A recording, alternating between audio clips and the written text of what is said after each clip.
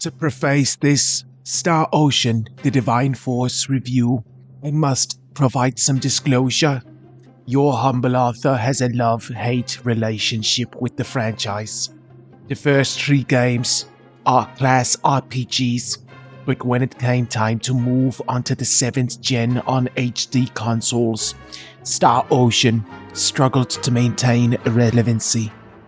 Star Ocean was always a mid-tier RPG series, and when Square Enix acquired Tri-Ace, there was an effort to make it bigger than it was.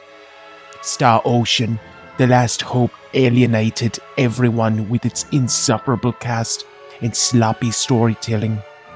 It looked amazing, but God help anyone who tried to endure the voice acting and melodramatic schmaltz. Integrity and faithlessness further damaged Star Ocean's image with its corner-cutting, shockingly small world and worse story. Most fans can't agree which one is worse, but maybe the latest entry can make them forget the last decade and remember what it is about these games that they love. Is this 25th anniversary a eulogy or a victory? Find out in this Star Ocean, the Divine Force review. During Star Ocean, the Divine Force preview, there was a lot of potential that suggested that the final game could deliver the first good HD Star Ocean game. Thankfully, Tri-Ace has succeeded, and most importantly, they have developed one of the better action RPGs available. The Divine Force is a sight to behold.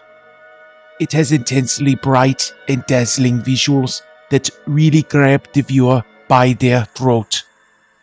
Environments vast and sweeping, the kind of settings that feel comforting to longingly stare at. It can feel as if you are a prisoner behind concrete walls your whole life, and exploring the rolling hills of Esther 4 are your first impressions and experience in witnessing nature's splendor. Character models don't disappoint. Everyone is tightly detailed and over-designed in a way that makes them stand out. The various materials and textures mixing with distinct silhouettes makes each character feel very defined. Regretfully, the only visuals where Tri-Ace cut corners were facial expressions and scene direction.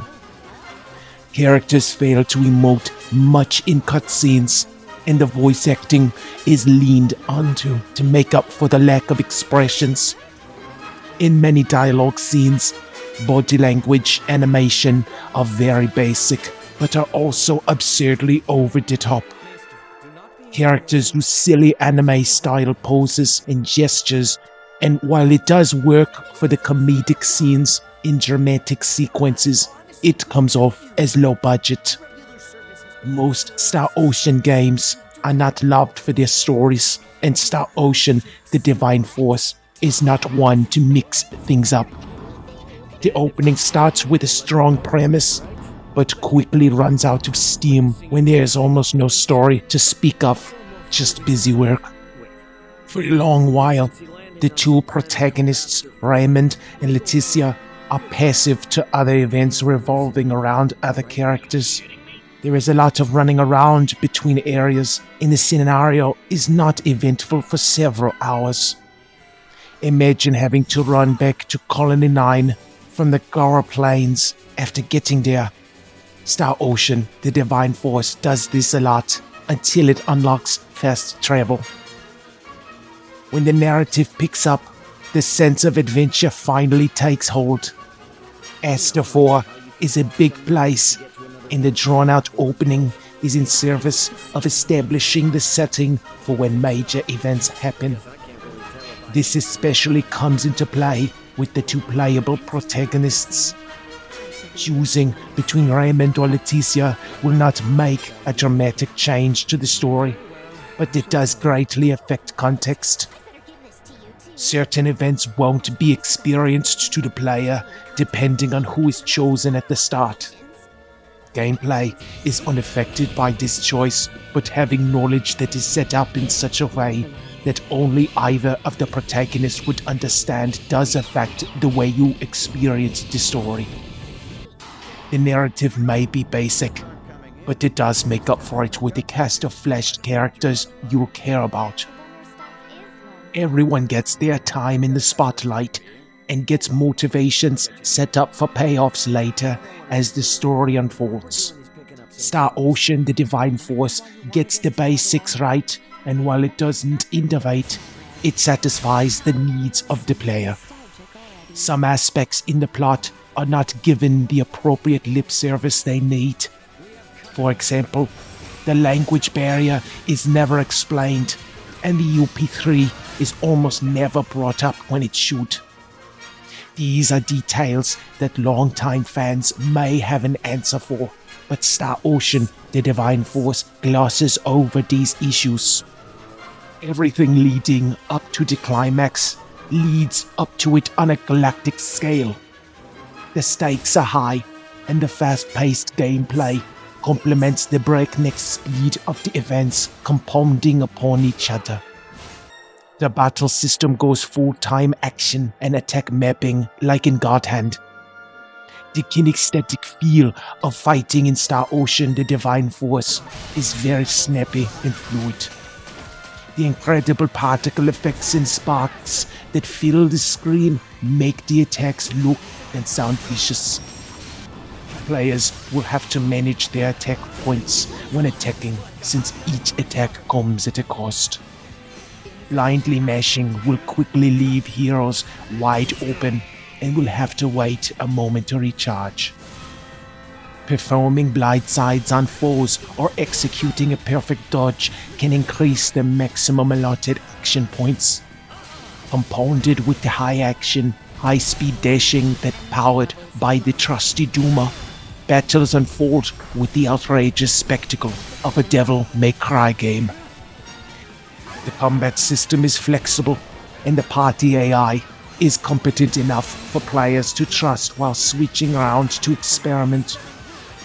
There is almost no wrong way to play.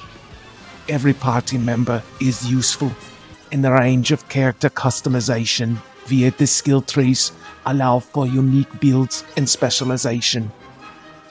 The only drawbacks of the combat in Star Ocean, the Divine Force, is the camera and targeting, which can get confusing at times.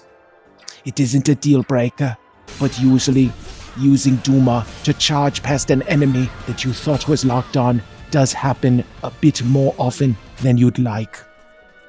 Exploration is utterly necessary in the Divine Force, since Duma relies on crystals for upgrades, which can only be found on the field. Playability feels tight while platforming, and the Duma can allow players to explore in a 360-degree space almost completely unimpeded.